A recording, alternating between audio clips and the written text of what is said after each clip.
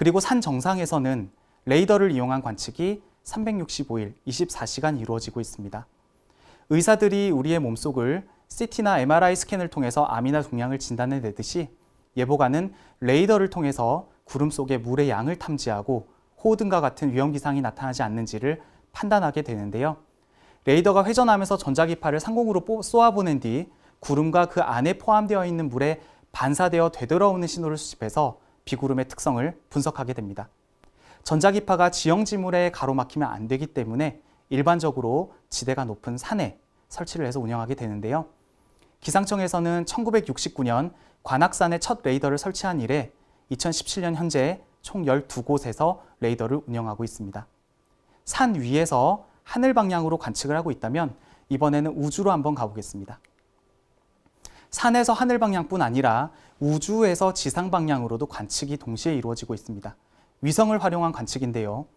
2010년 우리나라 최초로 발사한 정지궤도 기상위성인 천리안 위성이 2011년부터 정식 운영되어 동아시아 주변은 15분마다, 한반도 주변은 8분마다 영상을 보내오고 있습니다.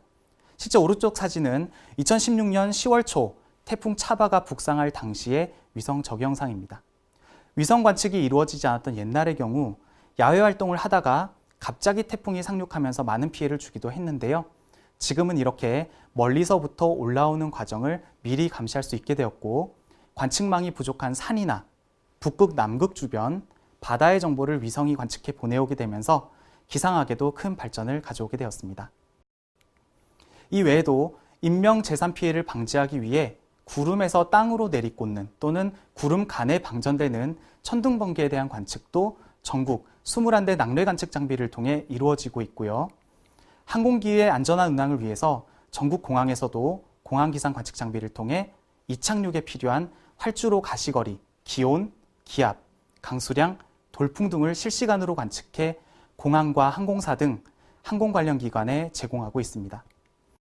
최근 발생 빈도가 늘어나면서 이슈가 되고 있는 황사와 지진도 관측이 이루어지고 있는데요. 황사의 경우 발원지가 중국 내에 대부분 위치하고 있기 때문에 중국과 합동으로 한중 황사 공동 관측망을 구축해 운영해 오고 있습니다. 황사와 미세먼지의 차이는 발생 원인과 그에 따른 크기가 좀 다르다는 점이 있는데요. 황사의 경우 대부분 자연에서 자연적으로 발생하는 흙먼지로 크기가 10마이크로미터 정도로 좀 큰 반면에 미세먼지는 인위적으로 배출되는 가스 화학상 오염물질로 2.5 마이크로미터 이하로 매우 작은 특징이 있습니다. 참고로 2017년 현재 황사 관련 업무는 기상청에서, 미세먼지 관련 업무는 환경부에서 담당하고 있습니다.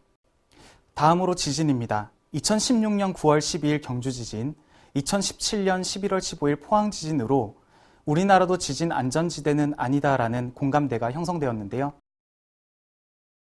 지진의 경우 현 과학기술로는 국내외를 불문하고 사전 예측은 불가능하기 때문에 지진 발생 직후 빠른 속도로 먼저 도달은 하지만 피해는 적은 P파를 최대한 빨리 탐지해 알림으로써 이후에 다가올 강력한 S파가 도달하기 전에 대피하거나 대비할 수 있는 시간을 확보하는 것이 관건입니다. 기상청에서는 2017년 현재 전국 260곳의 지진계를 설치해 실시간으로 흔들림을 관측하고 있습니다. 북한의 기상 관측에 대해서도 살펴보겠습니다. 지상 관측의 경우 보시는 그림과 같이 총 27곳에서 관측이 이루어지고 있고 세계기상기구 국제표준에 의해 관측된 자료들은 GTS라고 불리는 기상통신망을 통해 3시간마다 전 세계에 공유되고 있습니다. 공유되는 자료는 기온, 강수량, 바람, 습도, 구름, 기압, 현재 날씨 6개 요소입니다. 관측된 자료는 이렇게 시간에 따른 그래프 형태나 표 형태로도 조회가 가능합니다. 지상 관측뿐만 아니라 한반도나 동아시아 주변 위성 영상과 레이더 합성 영상을 통해서도 북한의 구름이 유입되고 있는지, 강수 현상이 있는지 등을 실시간 날씨를 직접 눈으로 확인해 볼 수 있습니다. 인터넷상에서도 기상청 기상자료 개방 포털 data.kma.go.kr에 접속해 북한 지상 관측 자료를 지점과 요소를 선택해서 조회해 볼 수 있습니다.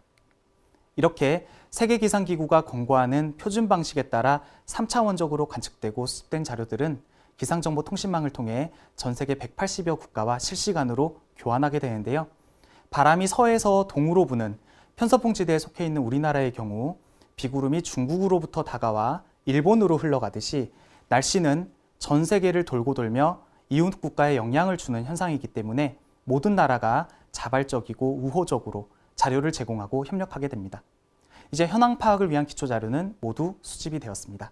요리에 비유하자면 식재료들을 씻고 다듬어 놓은 상태가 되는데요. 이제 본격적으로 조리 단계에 들어갑니다.